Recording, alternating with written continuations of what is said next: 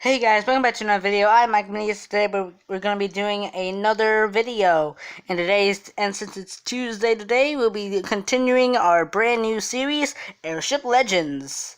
And today we shall be talking about the ZR-3 USS Los Angeles. And you'll find an interesting fact about this ship. Let's start the story. The USS Los Angeles was built to replace Zeppelins that was sabotaged by their crews in 1919, also from the U.S.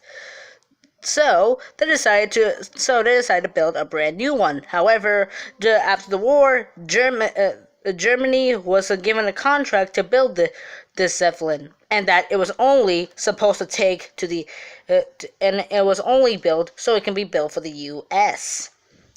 This ship would be built in 1921. 1922 to 1924, this airship was built.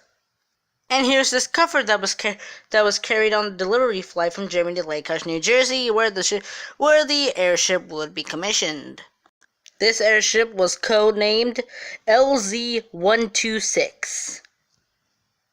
However, the LZ-126 was commissioned as the ZR-3 USS Los Angeles. And this is what I'll be referring to for the rest of the video. Now, a problem that happened during the Los Angeles commissioning is that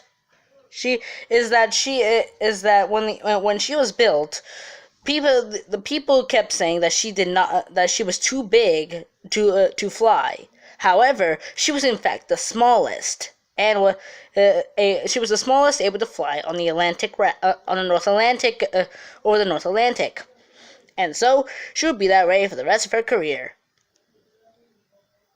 Some of the helium that was used in the Los Angeles was actually taken from the USS Shenandoah.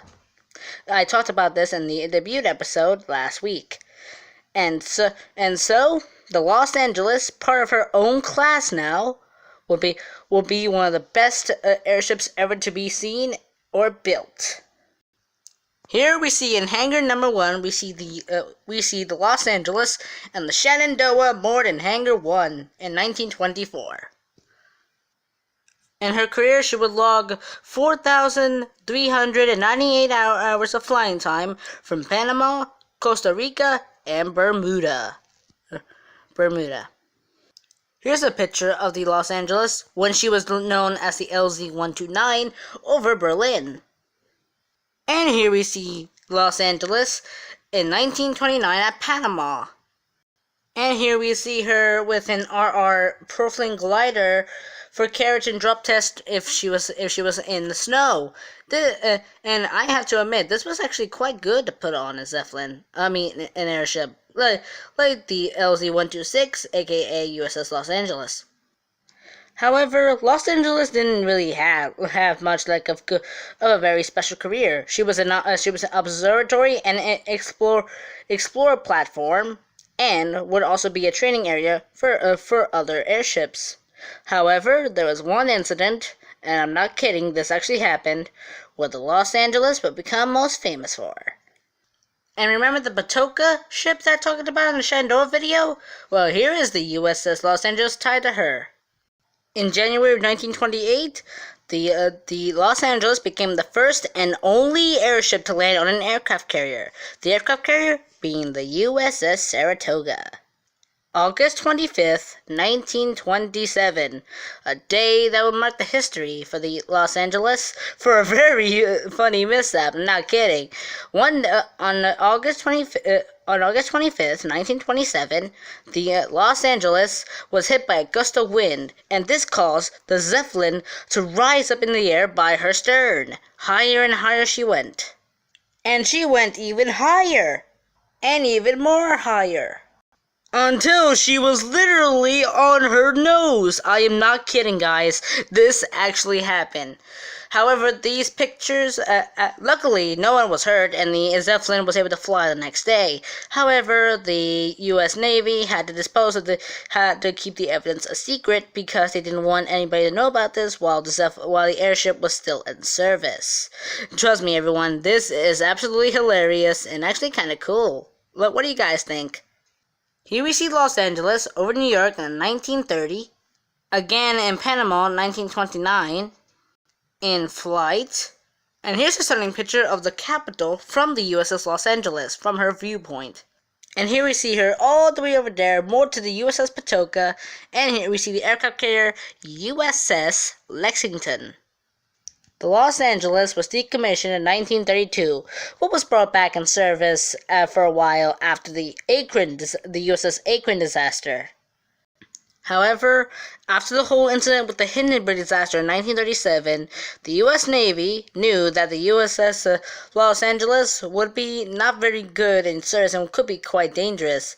So, 1939, the Los Angeles was dismantled and sold for scrap. It actually surprises me that this was the only U.S. airship ever to not have a failure, which is actually kind of cool. Judging how the Los Angeles is probably the most famous for not having a disastrous end, unlike the Shenandoah, Akron, and Macon incidents, but without a few incidents with Los Angeles herself.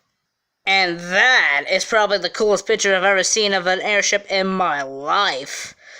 So, yeah, pretty much the Los Angeles was actually the only airship from the U.S. Navy to ever, never have the disastrous end, but still is not preserved today and instead scrapped. Even though it was supposed to become a passenger airship, however, this was not supposed to happen, this wasn't able to happen, and she was scrapped. Los Angeles remains the only U.S. rigid airship to ever have a long career, and it sure was an eventful one with the mishap in 1927. I am Mike Benitez signing out on this episode of Airship Legends, and today we told the story of the USS, of the ZR-3 USS Los Angeles. Thank you, everyone. Have a good day. And this is Mike Benitez signing out.